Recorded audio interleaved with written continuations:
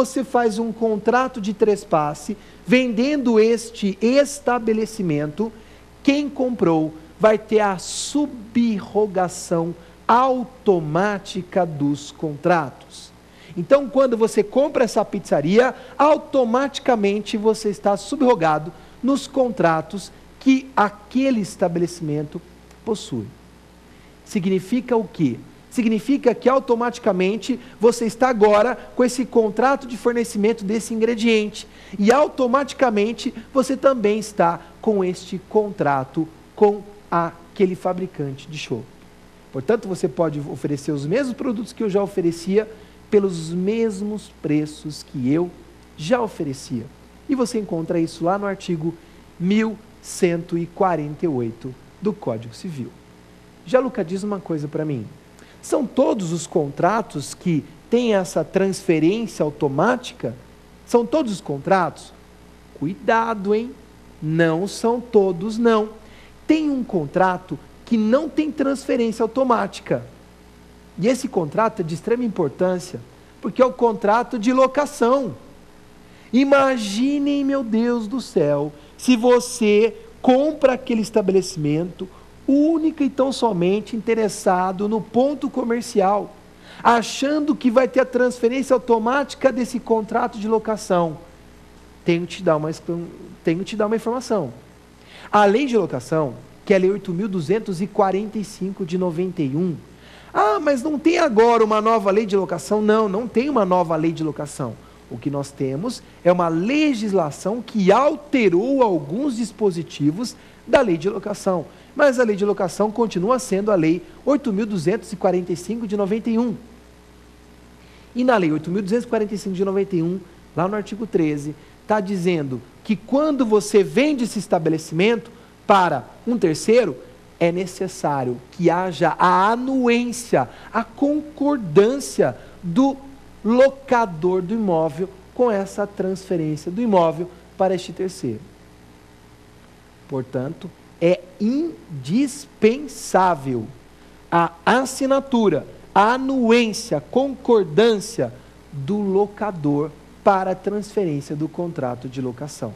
Imagine, você compra todo aquele complexo de bens, mas não consegue permanecer naquele ponto comercial. Seu prejuízo será muitíssimo grande. Então, a regra do 1148 se aplica para a maioria dos contratos, mas uma exceção que nós podemos desde já afirmar é com relação ao contrato de locação. Então, são esses os aspectos mais relevantes relacionados a esse tema estabelecimento comercial. E para concluir o assunto de hoje, muitas pessoas acham que aviamento é algo muito estranho, é muito confuso. Gianluca, o que é o aviamento? Olha como o aviamento é fácil. Aviamento é o potencial de lucratividade que esse estabelecimento pode gerar. Quanto mais organizado, quanto melhor formado for o estabelecimento empresarial, maior a chance que ele possui de ter lucratividade, de render lucratividade para o empresário ou para a sociedade empresária. E este potencial de lucratividade é que se chama aviamento.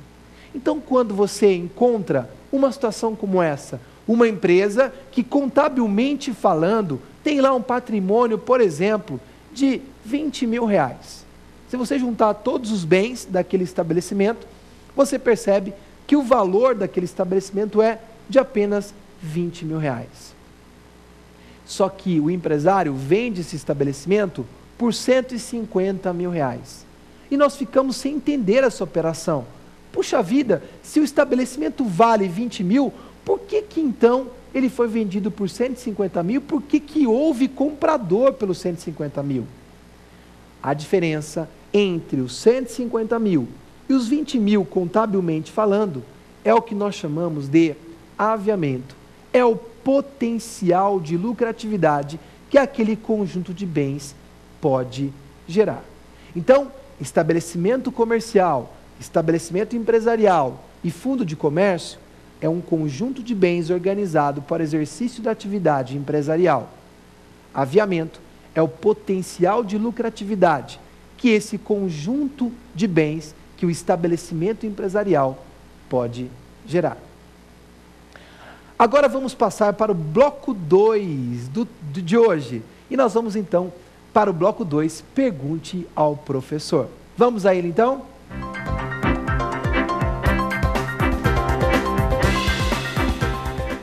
Vamos agora dar início ao nosso segundo bloco, pergunte ao professor. Vamos aqui responder as 5 perguntas enviadas pelos telespectadores de todo o Brasil.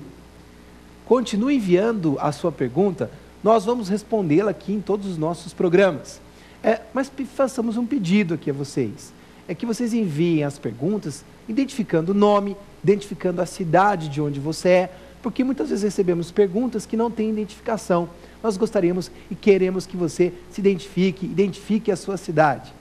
E agora com uma novidade, dependendo da pergunta que você nos enviar, né, dependendo da complexidade dessa pergunta, e se envolver um assunto que é de interesse de todos, nós vamos aqui preparar um programa especialmente para responder a essa sua indagação, a essa sua pergunta. Então continue enviando as suas perguntas.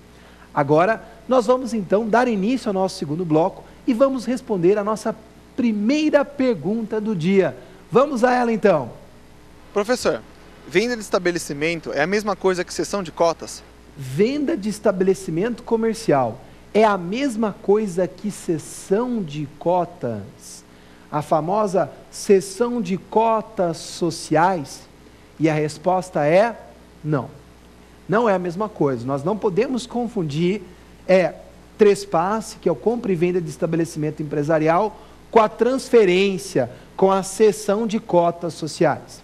Então, olha lá, vamos imaginar que eu sou sócio de uma sociedade. Sou sócio de uma sociedade e essa sociedade é uma padaria. Nós temos lá, nessa pessoa jurídica, temos 3 unidades de padaria, temos três estabelecimentos. Temos um shopping, temos uma outra padaria num bairro afastado e temos uma padaria no centro da cidade. 3 estabelecimentos. Se essa sociedade, se essa pessoa jurídica, se essa padaria resolver vender aquele estabelecimento lá do shopping center, nós iremos fazer um contrato de trespasse, compra e venda de estabelecimento empresarial. Tudo bem? Agora, se ao invés de vender o estabelecimento, vamos agora mudar o exemplo. Vamos agora tratar da seguinte hipótese. Eu sou sócio de uma sociedade, tenho lá 55% das cotas sociais. Trata-se de uma sociedade limitada e eu tenho 55% da participação societária. 55% do capital social é meu. Eu sou sócio da sociedade e resolvo sair dessa pessoa jurídica. Resolvo sair da sociedade limitada e quero vender a minha participação na sociedade. Então eu vou fazer um contrato. E esse contrato é chamado de contrato de cessão de cotas. Vendi a minha participação na sociedade para você. Vendi as minhas cotas sociais para você. Então agora, você não está comprando um estabelecimento, aquele estabelecimento do shopping center. Não, você está comprando agora o direito de ser sócio dessa pessoa jurídica. Você está comprando 55% dessa sociedade, 55% dessa pessoa jurídica. Você então passou a ser agora sócio da sociedade. Você não está comprando um conjunto de bens.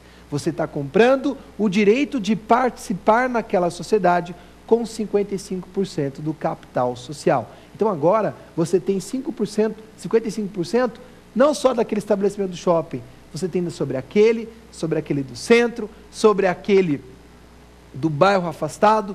Então, uma coisa é estabelecimento, compra e venda de estabelecimento, outra coisa é cessão de cotas. E é importante destacar, inclusive, que quando você vende um estabelecimento empresarial, quem vendeu o estabelecimento responde também pelas dívidas anteriores. e o prazo que ele responderá é aquele do artigo 1146 do Código Civil. Vou repetir.